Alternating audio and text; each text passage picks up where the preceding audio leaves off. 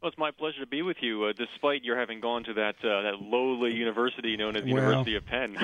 we just and by the way, I went to American before you were probably born, but nevertheless, somebody had to go there.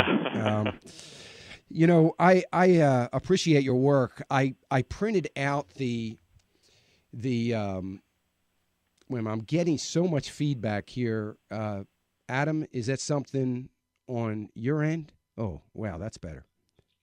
Okay. Anyway, I'm sorry, Jason. I did print out the entire thing. I read it last night, the analytical work that you did, 130 some pages, probably or less than that. I guess I read about 85 pages when we take out some of the things that I didn't read and go through. And I printed out some of the numbers. I found it, I don't know why, but I found it astronomical and amazing. And I love the way when you go through all the tables and charts of your work, I love the way you broke it down. Tell our listeners, first off, the big number. What's this going to cost us? Well, the big number is $6.3 trillion. That's with a T, $1 trillion, net fiscal cost to taxpayers over the lifetimes of the immigrants who would receive amnesty. So that's like a 50, 60-year period.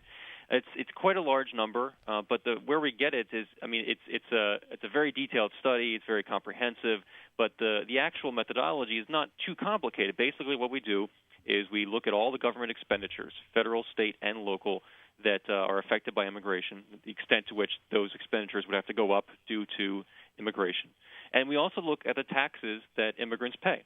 And the basic calculation really is just a comparison of the taxes paid versus the benefits received. What we find, not surprisingly, is that there's a very large net fiscal deficit, whereby the taxes that immigrants who receive amnesty will pay will be not nearly the same amount as the benefits they'll receive.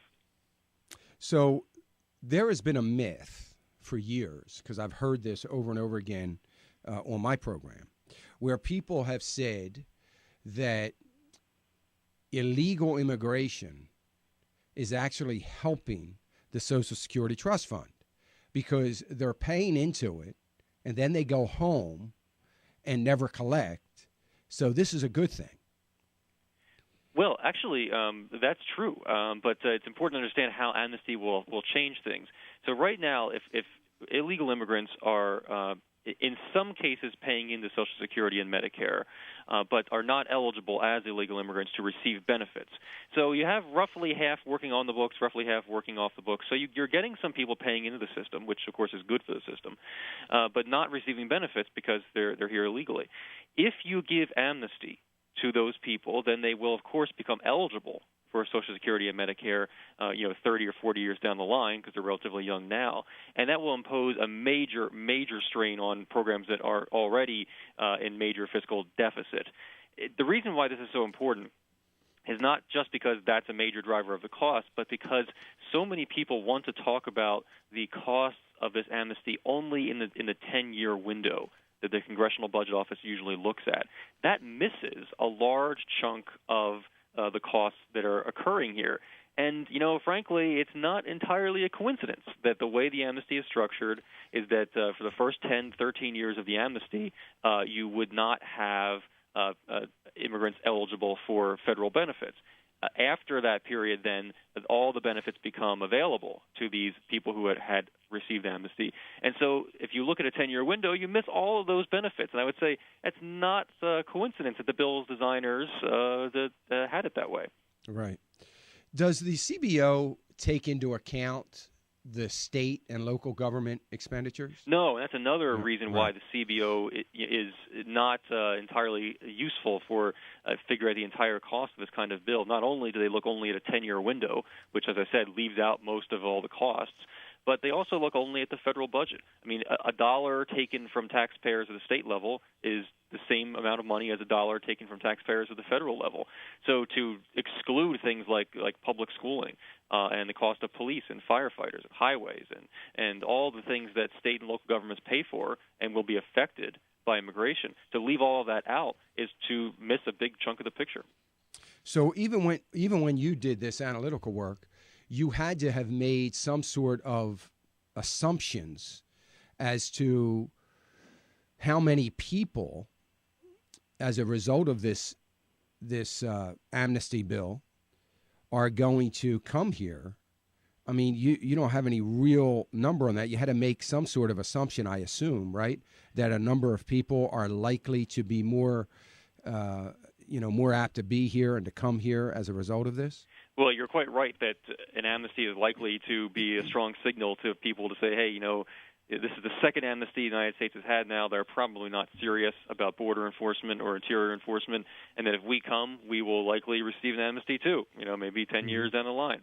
Mm-hmm. So that's certainly possible. However, we do not include that in our estimates. What we do is look strictly at the 11.5 million illegal immigrants who are estimated to have been in the country in 2011 and who are the direct recipients of this amnesty portion of the immigration reform bill. So you're quite right that there are other sort of indirect fiscal effects here that most of which, not all, but most of which point in the direction of the costs being even higher than $6.3 trillion. In many ways, we've been quite conservative with this number, and that's why I'm so especially concerned about it. Mm.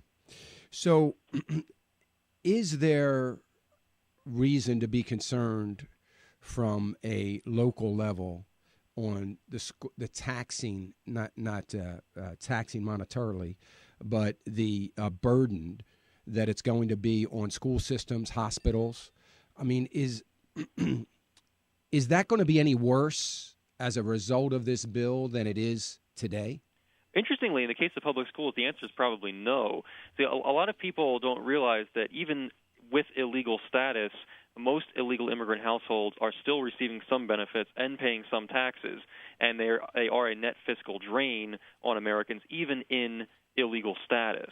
And one of the major benefits that illegal immigrant households receive is public education. There's a rule that all children, whether they're legal or not, get to participate in the public school system. And, maybe that's a good rule, but of course it's still a cost, and it needs to be included in any analysis. So if you have an amnesty, what happens is the benefits go way up.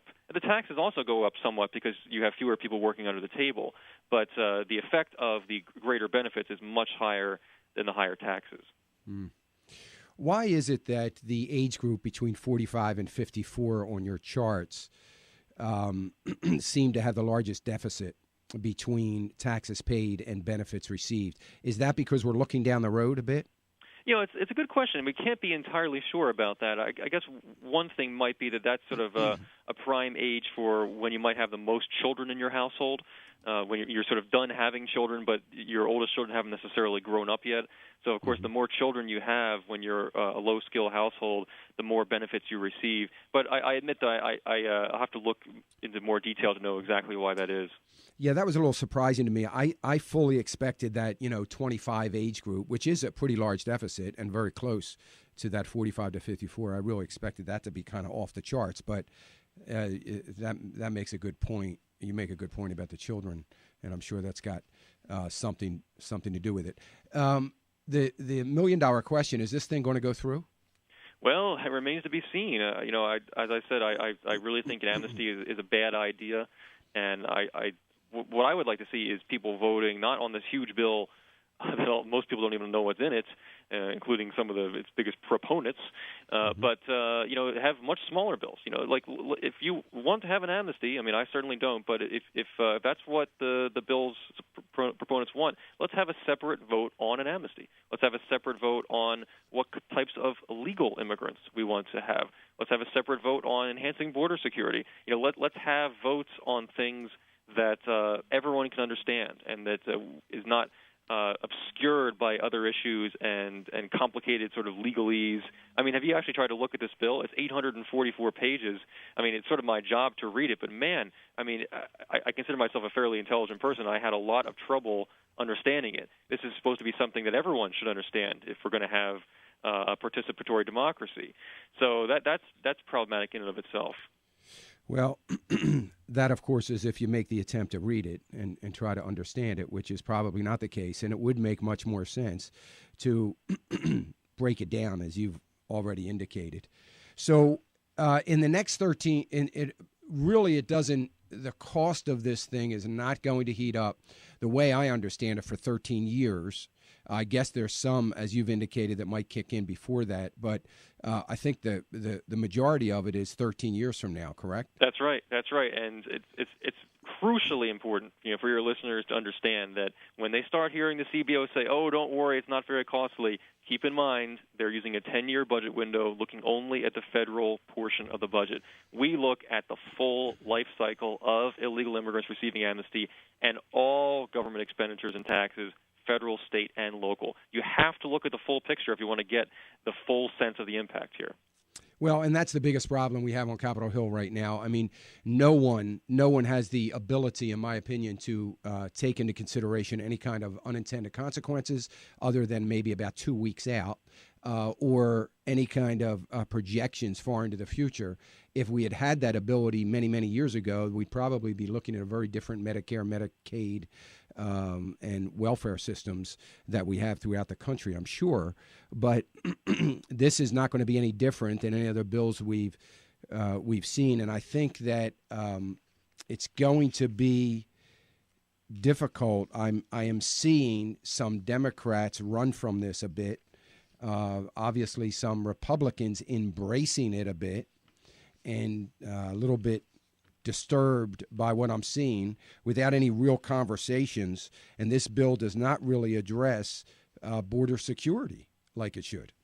Well, it makes promises, but the promises are what we've been hearing for 30 years now. So that the first amnesty back in 1986, the deal was supposed to be that we're going to have an amnesty for those who have come here already, but in exchange, we're going to be serious about border enforcement, both border enforcement and interior enforcement. So for the first time, it's illegal for a company to hire an illegal immigrant knowingly, and that law was enforced for maybe 1 day or so, and then they just kind of forgot about that. But of course, the amnesty, went through right away and has extremely far-ranging effects on the American nation. And now they're promising the same thing again. They're trying to portray the bill as security first. But if you look at what happens, the amnesty happens right away for virtually all illegal immigrants as of 2011. And then there's just these promises. They're like, oh, we'll submit a plan and we'll create this commission. And if that commission doesn't do well, then another commission will take over, and so on and so forth. And, then the provisional immigrants can get citizenship as long as we think that we have substantially deployed our plan and so on. It's just a lot of promises that no one is serious about keeping. Well, and if we haven't learned anything, we should have learned that we don't do anything based on promises. I sure appreciate you, Jason. I appreciate you guys. I know this was a tremendous amount of work. You did a wonderful job, and I appreciate the Heritage Foundation being there for us with a little bit of a voice of reason and logic, as we desperately need that in Washington and in our country today. Jason Richwine, he is an analyst at the Heritage Foundation, who has worked awfully hard putting these numbers together. We are in crisis, in my opinion, from a debt crisis here in America. This isn't going to help any, that is for sure. Jason, thank you so much. I hope to get you back soon. All right, thanks for having me. All right, Jason. Thank you. Bye. You're listening to AFR Talk Financial Issues. I'm Dan Celia. Let's go to break. When we get back, we'll get to the phones, 888-589-8840.